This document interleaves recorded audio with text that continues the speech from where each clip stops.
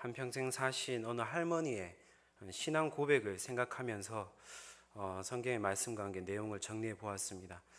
가난하고 그리고 질병 가운데에 그리고 외로움이라는 그런 고통과 슬픔 가운데 살고 계시지만 늘 예수 그리스도의 그 삶을 살아내기 위하여서 노력하시는 어느 그 대구에 사시는 할머니 삶에 제가 좀 생각해 보면서 인간에게서의 고통이란 과연 무엇인가에 대해서 좀 생각을 많이 해 보았습니다.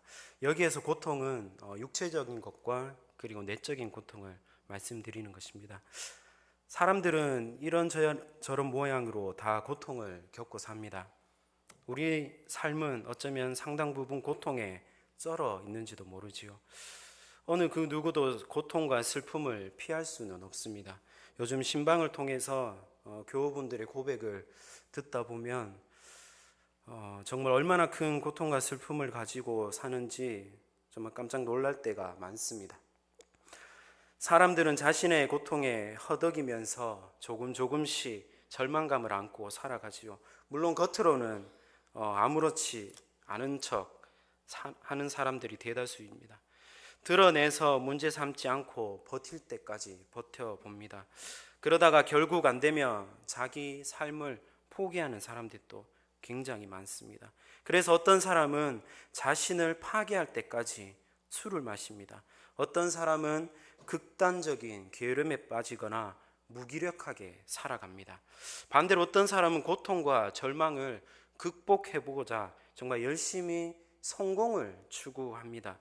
절망적인 고통은 피할 수 없는 현실이라서 사람들은 더욱 그 현실을 외면하고 싶어 합니다. 그래서 우리 안에 이런 얘기 하지 말고 어떻게 하면 복을 많이 받을 수 있을까 하는 그런 말만 듣고 싶어 하고 또 나누기를 원하지요. 그러나 그리스도인이 된다는 것은 우리가 세상을 자기가 보고 싶은 대로 보는 것이 아니고 그저 긍정대로만 보는 것이 아니고 오히려 세상을 직시하고 내 삶이 어떤가, 내 삶을 직면하는 데서 그 신앙이 출발한다고 말할 수 있습니다. 많은 사람들이 젊을 때 고통이 찾아오면 그냥 이렇게 얘기하죠. 좋아지겠지 말합니다. 또 시간이 지나면 어른이 되고 또 힘겨운 과거에서 벗어날 때가 오겠지, 좋은 날이 오겠지라고 그렇게 생각합니다. 나이 든 사람은 고통에 이미 익숙해져서 세월이 약이라면서 스스로 위로도 하고 서로 다독이기도 합니다. 아픔을 삭히면서 살아가는 것이죠. 그러나 세월이 약이라고 하는데 지내보면 그렇게 좋은 약은 아닌 것 같습니다. 왜냐하면 고통의 순간에는 너무 아프고 그리고 또 세월이 너무 천천히 가기 때문입니다. 많은 분이 이런 어려움을 겪었고 지금도 겪고 있으며 앞으로 겪을 텐데 그 와중에 하나님은 무엇을 하고 계실까요? 그리고 또 고통 중에 우리가 하나님을 만난다는 그 의미가 어디에 있을까요? 여기 오늘 본문에 나오는 가장 큰 고통에 빠진 한 여인이 있습니다. 이름은 나오지 않고 단지 나인성 거기에 사는 과부라고 나옵니다.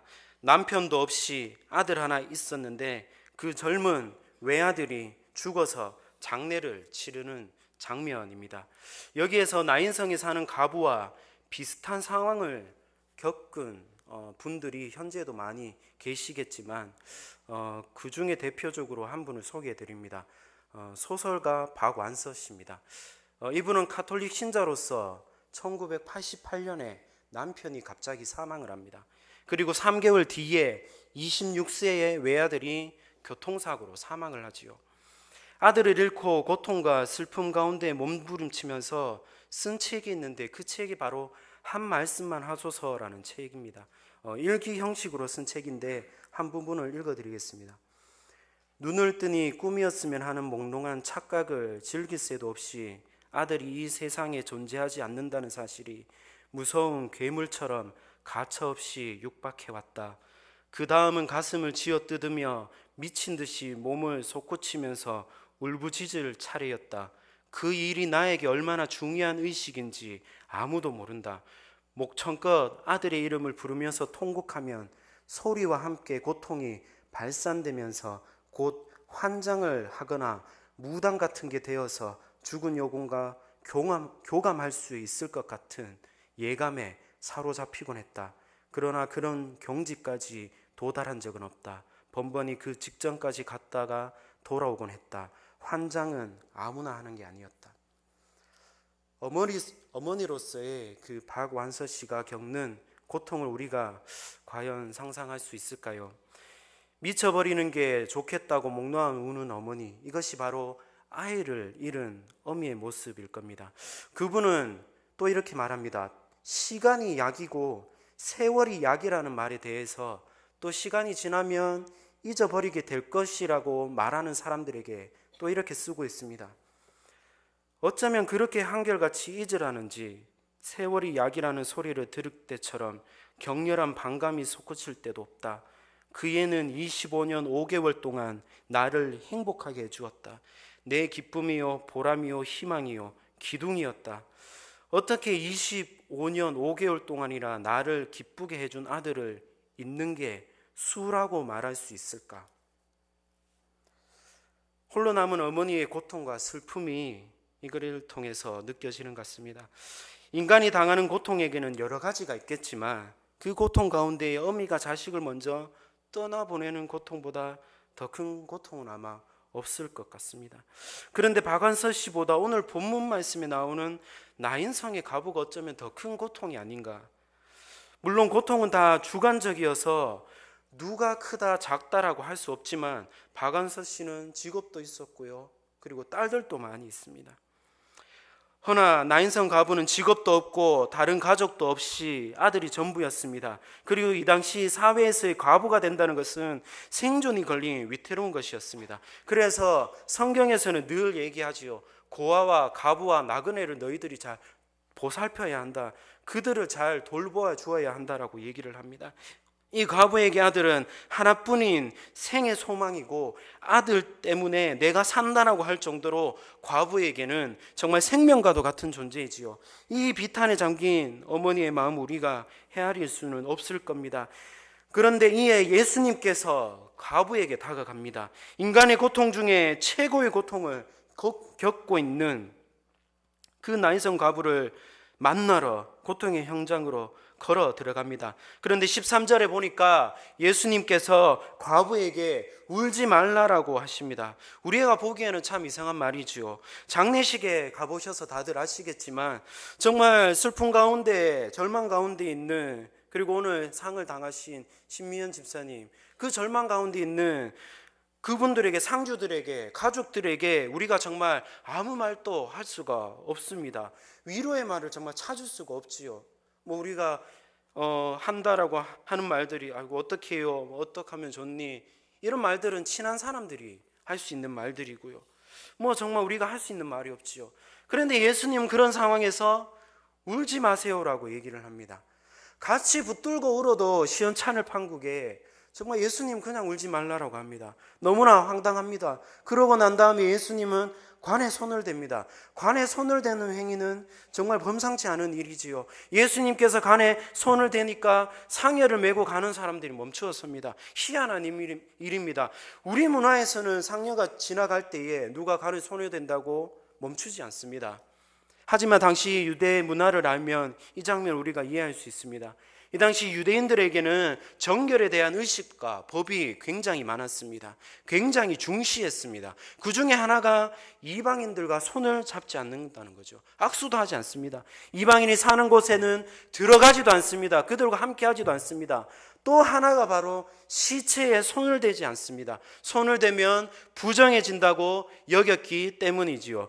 그래서 장례를 치를 때도 특별한 사람만이 시신이나 관에 손을 대고요. 그 다음에는 장례를 치르고 난 다음에 반드시 정말 그 정결케 하는 의식을 치렀습니다. 그런데 예수님께서 관에 손을 댄 것이지요. 이러한 장면 성경 곳곳에 계속적으로 등장합니다. 마태복음 8장에도 나병 환자 이야기가 나오지요. 당시 나병 환자는 사회적으로도 또 가족에게까지도 완전히 버려진 존재였습니다. 하늘의 큰 벌을 받았다고 생각하여서 거의 사람 이하의 취급, 정말 죄인 취급을 받으면서 살았습니다. 나병 환자는 온몸에 상처가 나고 그 사이에 흐르는 그 고름이 뒤섞여가지고 지독한 냄새를 풍기면서 살았습니다. 그런데 예수님이 굳이 나병 환자를 찾아가서 손을 댄 것이지요. 마태복음 9장 그리고 20장에도 두 소경이 나오는데 그 두 소경 눈에도 정말 예수님께서 손을 대면서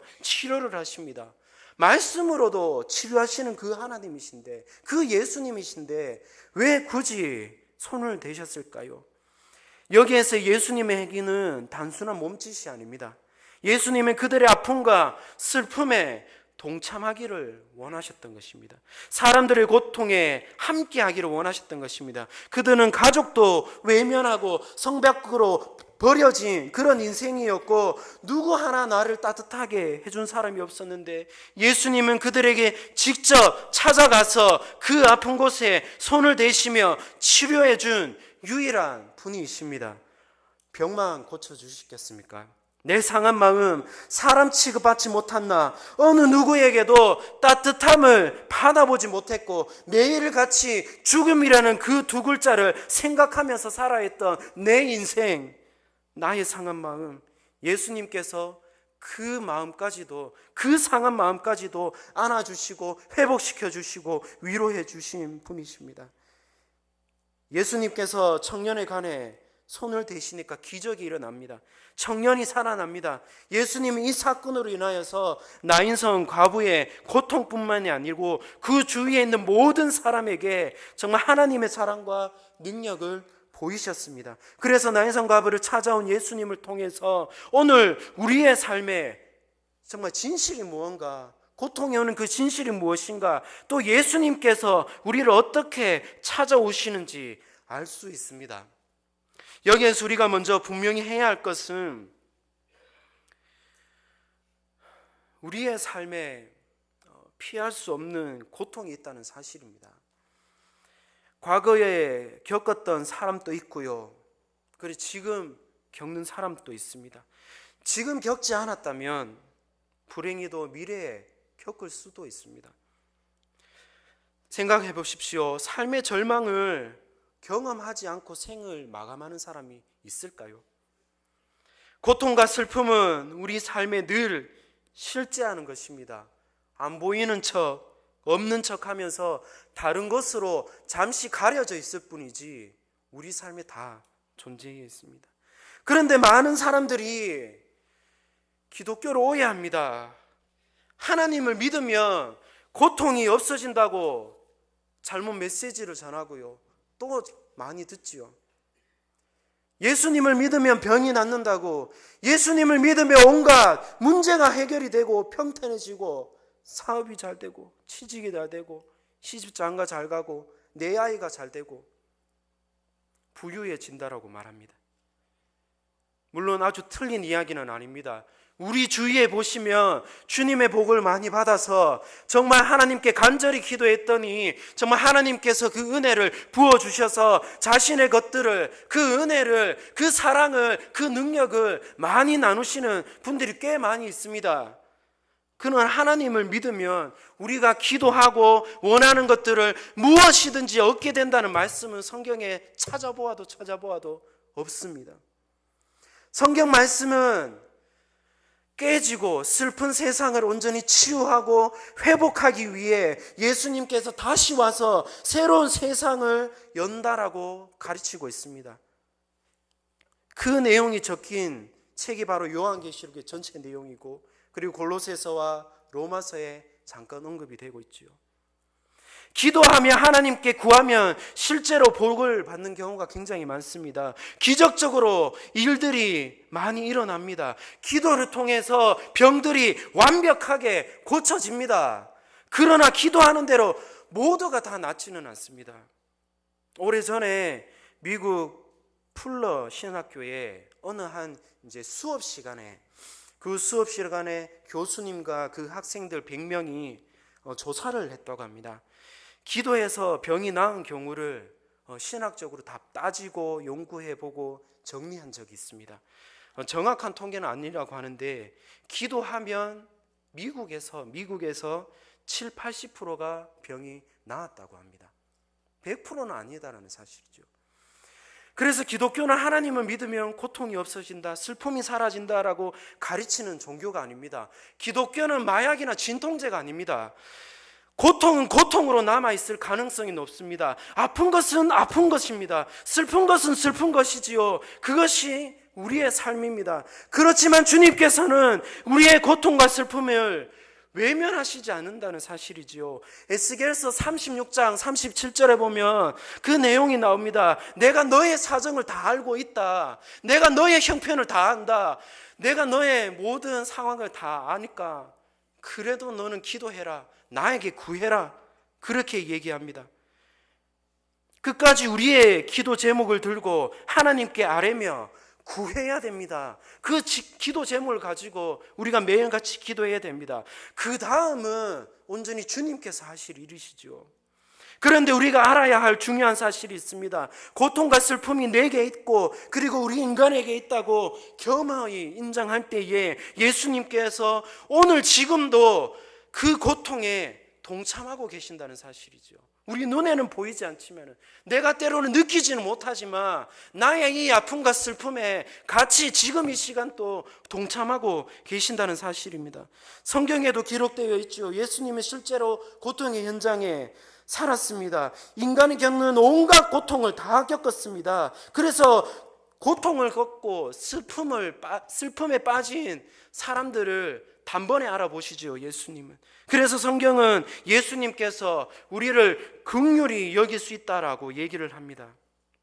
예수님의 생애를 보십시오. 고통으로 시작해서 고통으로 끝납니다. 물론 고통 끝에는 부활의 영광으로 우리들에게 오셨습니다. 먼저 태중에 있을 때 엄마 마리아의 고통에서부터 시작하지요. 어머니의 심리 상태에 따라서 아이의 심리도 많이 영향을 받는다고 하는데 당시 16세에서 18세 정도 되는 그 마리아가 남편 없이 정말 임신을 합니다. 이는 죽음을 당할 수 있는 그런 위험한 그런 사회적인 구조에서 살아왔지요. 마리아는 성령 충만했기 때문에 늘 평안했을까요? 아니지요. 그렇지 않았을 것 같아요. 성령 충만했다 할지라도 늘 마음에 불안함이 있고 정말 걱정했을 겁니다. 그러면 단연 그 임신한 그 태아에게도 정서적으로 좋지 않습니다. 출산할 때는 먼 곳으로 이동했고 따뜻한 방이 아닌 마구간에서 태어났지요. 그리고 이처럼 정말 비참한 출생이 어디 있을까요? 예수님 젖먹일 때 유아 사례를 피하여서 이집트 그 먼 곳에 다시 떠났다가 돌아오고 어렸을 때는 땀 흘려서 정말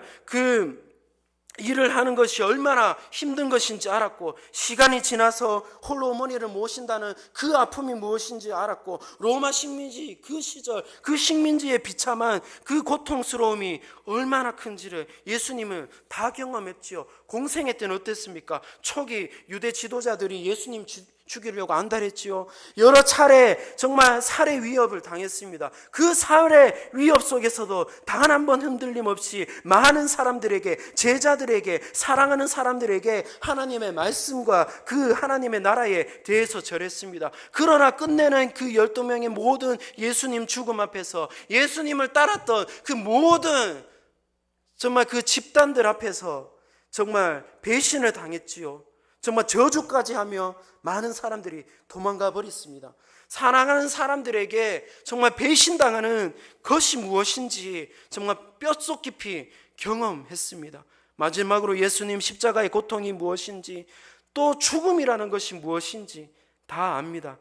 예수님의 인생은 정말 고난의 카탈로그처럼 정말 인생의 고난이고 인생의 고통이고 인생의 슬픔이 아니겠습니까? 혹시 지금 고통과 고난을 당하며 정말 외로움과 어려움 속에 있는 분 많이 계실 줄 압니다. 아무도 나를 모른다고 이야기할 때 그 순간 예수님은 느끼지 못하지만 정말 느끼지도 못하고 정말 내 혼자 있다라는 그런 생각이 들지라도 예수님은 우리와 함께 계신다는 것입니다. 나와 함께 계신다는 사실입니다. 그럴 때 우리들한테 항상 이야기하십니다. 얘야, 나도 비슷한 일을 겪어서 알아. 너의 슬픔과 고통과 외로움이 무엇인지 나도 안단다. 너와 같이 나도 편모스라에서 소년가장으로 자랐고 제국주의 치하에서 사는 것이 어떤 건지도 알았고 사랑하는 사람에게 배신당하는 것이 어떤 마음인지도 알았고 불의한 재판을 당한 것도 나도 다 알아. 몸과 마음이 갈기갈기 찢어놓는 그 고문도 다 겪어봤고 죽음이라는 그 공포, 그것이 무엇인지 나도 안단다라면서 우리들한테 함께 해주십니다. 우리 모두가 겪고 있는 슬픔과 고통의 현장으로 예수님께서 나아오시지요. 그래서 예수님은 오늘 우리들에게 동일하게 얘기합니다. 울지 마세요라고. 그 말씀이 여러 가지 뜻이 내포되어 있는데 먼저는 이 고통과 슬픔은 반드시 끝이 있다라는 말씀입니다. 해결되지 않는 고통 때문에 무기력과 절망과 게으름과 자기학대에 빠진 분도 있고 반대로 그것을 이겨내려고 성공에 집착하면서 끊임없이 출세 사다리를 타고 정말 올라가시는 분도 있습니다. 그런 분들에게 예수님께서 이렇게 말씀하십니다. 절망과 고통이 우리의 인생의 끝이 아닙니다. 그것이 반드시 사라집니다. 오히려 그 순간에 우리는 하나님을 찾을 수 있습니다. 그런데 이때 하나님을 간절히 찾아도 정말 하나님이 금방 답하지 않는 것 같습니다. 정말 아무리 기도해도 그 음성이 들리지 않는 것 같습니다. 정말 그 억울함, 그 고통, 그 얘기를 하였지만 정말 주님께 간절히 새벽을 찾아서 이야기하고 정말 그렇게 매일같이 기도하였지만 하나님은 나에게 너무나도 냉담한 것 같고요. 도대체 하나님이 어디 계시는지 정말 그 절망의 감정을 느끼게끔 하나님께서 그냥 저를 내버려 두실 때가 많습니다. 너무나 나에게 무심한 듯이 그런 느낌을 받을 때가 많습니다. 왜 하나님은 우리가 이러한 감정을 느끼게끔 내버려 두실까요? 왜 가만히 계실까요? 그 이유는 사람들의 진짜 문제는 그것이 아니기 때문입니다. 그렇다면 사람들의 진짜 문제는 무엇입니까? 우리의 진짜 문제는 무엇입니까? 사복음서에서 예수님께서 사람 살린 딱 3명을 살립니다. 나인성 가부 오늘 아들 살리고 나사로 살리고 야이로의 딸을 살립니다. 그리고 많은 사람들이 성경 곳곳에도 나오지는 않지만은 성경 전체적으로 내용을 살펴봤을 때에 예수님께 자신의 아들이나 아내나 남편이나 친구를 살려주십시오라고 많이 데리고 갔을 겁니다. 이 아이 좀 살려주십시오, 이 친구 좀 살려주십시오 부르짖으며 예수님을 찾아왔습니다. 병을 고치려고 찾아온 사람들 예수님께서 다 고치지 않습니다. 대표적으로 사도 바울 한번 보십시오. 고린도후서 12장에 바울이 날마다 기도하지요. 주님 제발 저의 이 병을 좀 고쳐주십시오.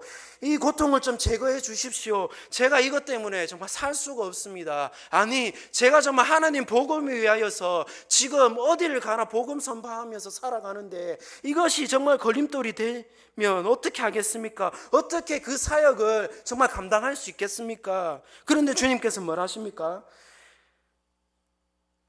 내 은혜가 네게 족하다. 내 약함이 네가 온전하게 된 줄로 믿느냐라고 그렇게 이야기하시죠. 여기에서 위의 질문에 답이 나옵니다. 우리의 진짜는 무엇입니까?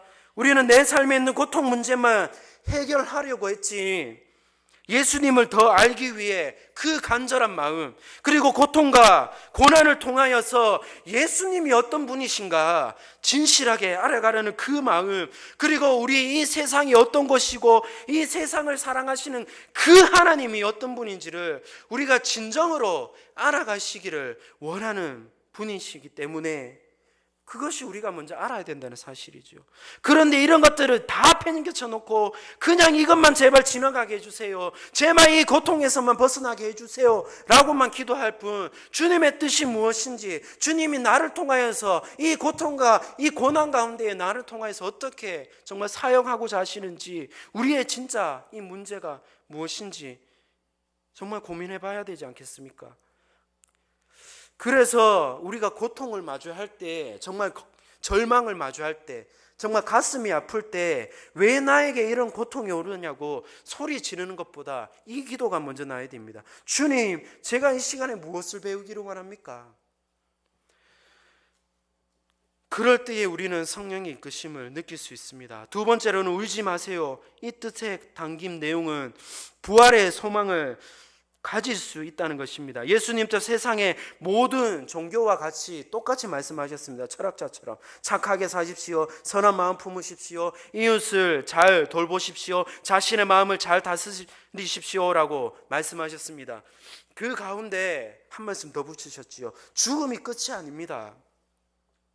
다음 세상이 있습니다. 나를 믿으면 죽어도 죽지 않습니다. 내가 당신에게 영생을 주겠습니다. 나를 통하여서 하나님께 갈 수 있습니다라고, 영원한 생명을 보장받습니다라고 얘기하지요. 실제로 예수님께서 어떻게 하셨습니까? 부활하셨지요. 그 부활을 통하여서 이 세상이 전부가 아니고 그 너머에 정말 새로운 세계가 있음을, 그 부활이라는 그 사건을 통해서 우리에게 알려주셨습니다. 여러분, 우리가 신앙이 없는 사람들의 장례식장에 정말 그 초상집에 한번 가보십시오. 정말 소망이라고는 누구만큼도 없을 정말 그 상황, 그 정말 절망과 그 어둠만이 느껴지는 그 상황을 우리가 다들 느꼈을 겁니다. 정말 그 자리는요, 세상의 끝이 보입니다. 인생의 끝이 보인다는 사실이지요.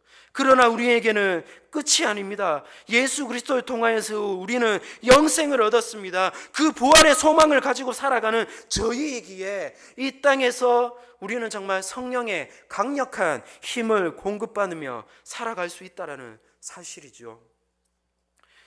당신의 날개로 나르리라라는 책에 인도의 유명한 의사인 마리 버기스라는 사람이 등장을 합니다. 이 사람은 인도에서 가장 유복한 집의 귀한 딸로 성장을 했습니다.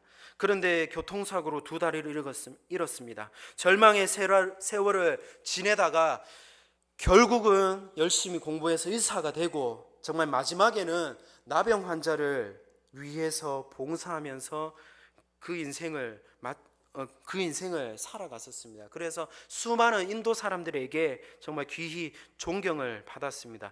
그가 그 책에 이런 말을 합니다. 나는 두 다리를 원했지만 하나님께서는 두 날개를 주셨습니다. 하나님께서는 내가 원하시는 것을 주시는 분이 아닙니다. 내가 조작하거나 제어할 수 있는 분도 아닙니다. 그분은 내가 원하는 것보다 더 큰 것, 더 위대한 것, 더 좋은 것, 더 나은 것을 주시려고 계속 생각하는 분이시고 고민하는 분이시고 언제가 좋은지 정말 그 상황을 살피시는 분이라는 사실이지요.